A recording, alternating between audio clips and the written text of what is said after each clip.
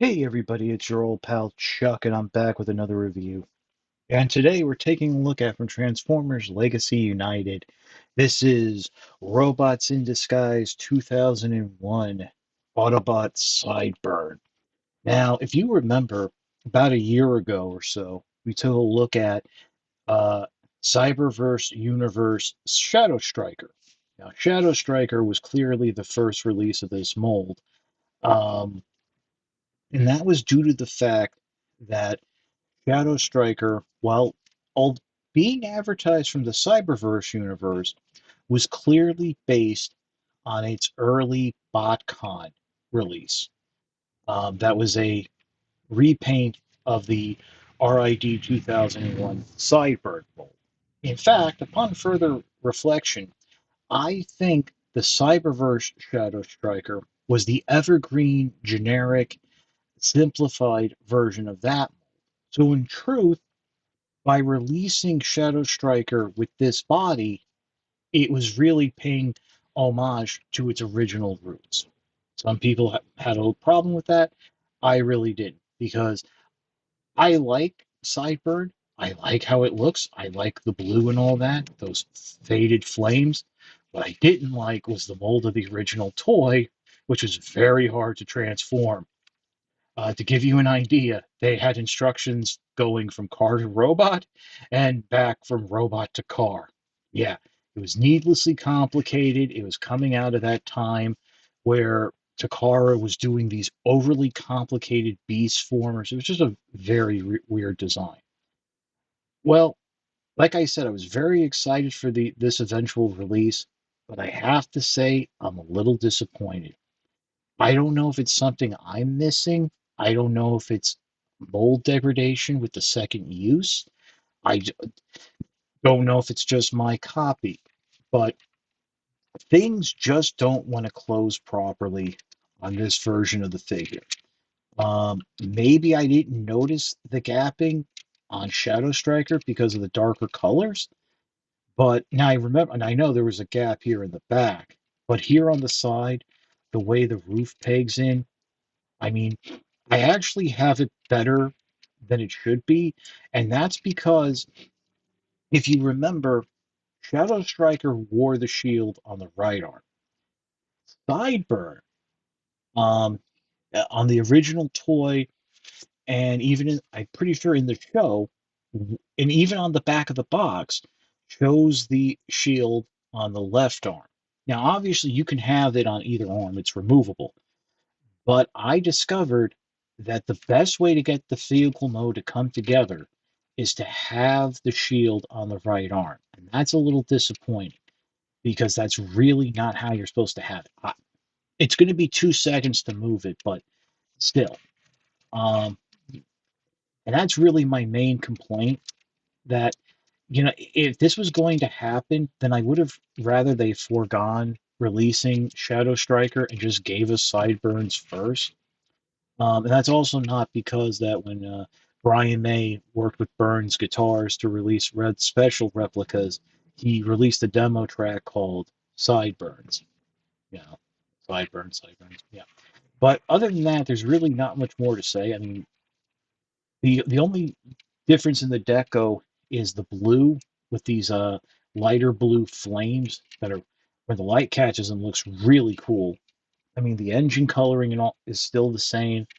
The weapons are different. Now, the transformation is exactly the same. There is no retooling to this vehicle mode except for the head. So what we're going to do is we're going to pause. I'm going to do the transformation off camera, and we'll come back and take a look at robot mode and do a comparison with Shadow Striker. If you want to see the transformation, at the end of the video, I will have a link to my original Shadow Striker review. All right, and here's Sideburn in its robot mode. And obviously, a lot of the detailing and gimmicks we saw on Shadow Striker make a lot more sense now, seeing it on the Sideburn version of the mold. Obviously, you have the combined weapon. I mean, it's the same stuff. Like if you want to have the bumper on the wrist, you can. Uh, the gun can become the little, RID shiv. Uh, oops. if you want to store the weapon, it does peg into the bottom of the back of the flap, like right here. All that is still there. But as you can see, I also did leave the shield on the right arm just to show you what I was talking about. Like this is how I transform it. Now, obviously, we can move it, and I'm going to do that right now before we bring out Shadow Striker, um, just to show again a little more difference in appearance. And you can do the transformation with the arm, with the shield, the roof, the windshield, uh, this section attached. It's just, at least on my copy, it does not uh, it does not peg down as easily.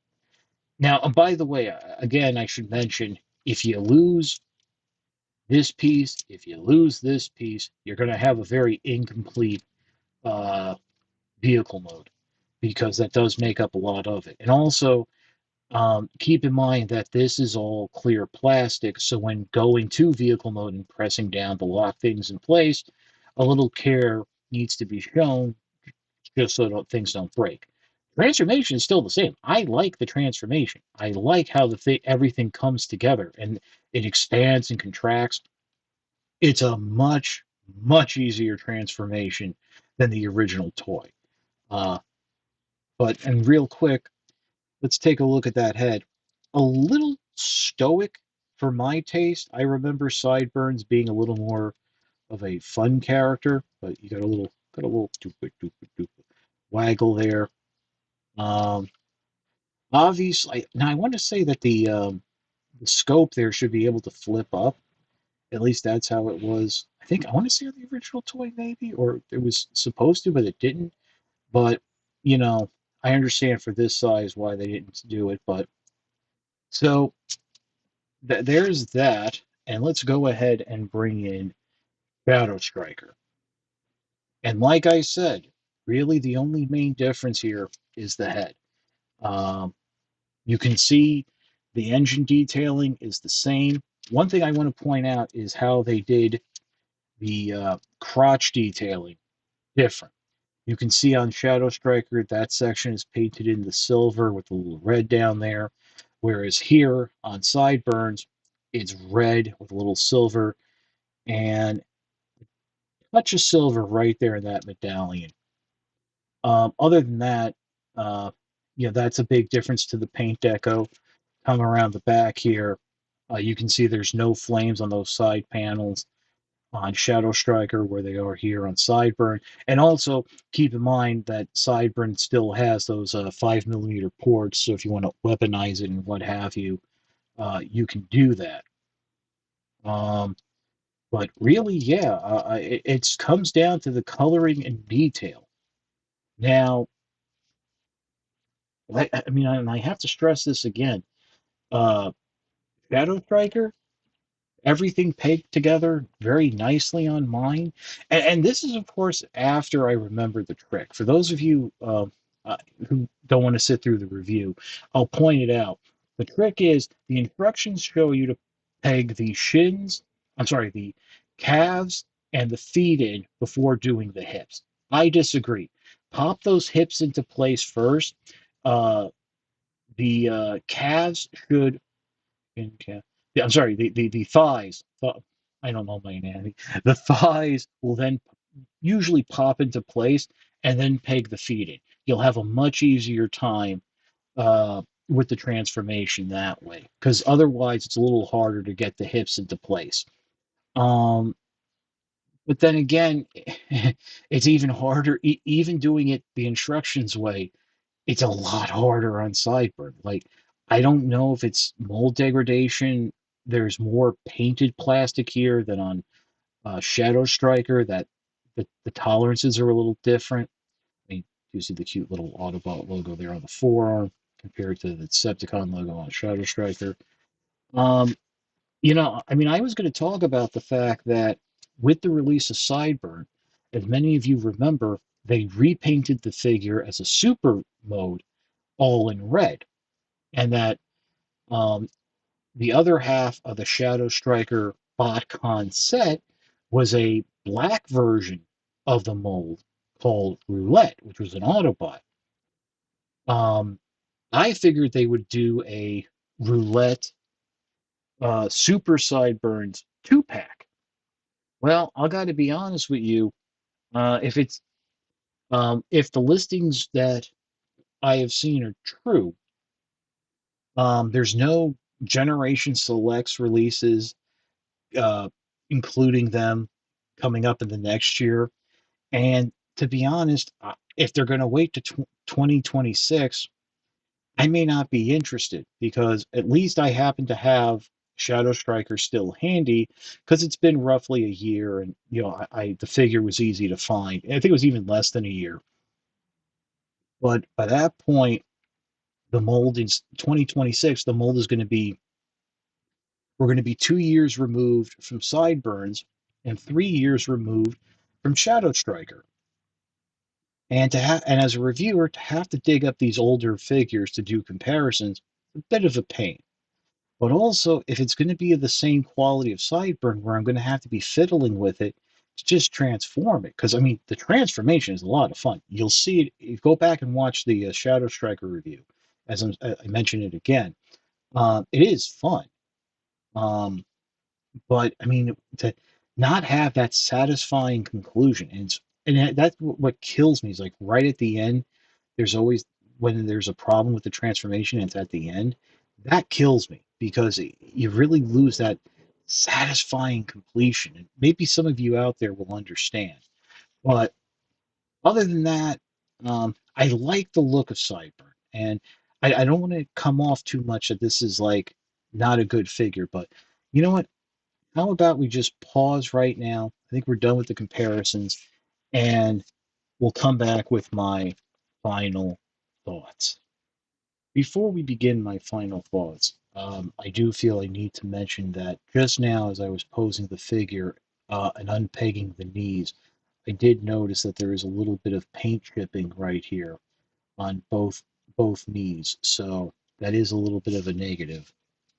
Now, it's kind of can sound like I don't like this figure, and I really do. I like the blue and the white. I like the colors. The majority of the transformation was fun, was actually very enjoyable to do. Just get everything to peg together like it did. But, it's that one last step where things didn't come together and I couldn't figure out what the issue was. Um, and that's what does did me in for to that regard. It's just um, you lose that satisfying conclusion. Now, your copy might be fine. It might be it could have just like had something rotated like a millimeter centimeter off that I didn't catch, but um, to give you an idea, outside of the Cybertron figures in this wave, I was really excited for Sideburn. And now it's like I'm a little tempered now just because, uh, how difficult of a time I had with the transformation. Um, so with that being said, if you're looking to buy this figure, right now it's in stock at Big Bad Toy Store and CommandStore.com. Command Store has it for a little bit higher than they normally would. And I think that's because there's 3 new deluxes in the wave and a repack of Strong Arm, which I believe is a wave mate of Shadow Striker. So that's kind of funny. But because of that, the prices are on the deluxes are a little bit higher, with a little bit more being put on Sideburn, I think, to make up the difference. Um, so if you're going to wait for retail or Amazon, I think Amazon would be shipping in another week or so, probably two.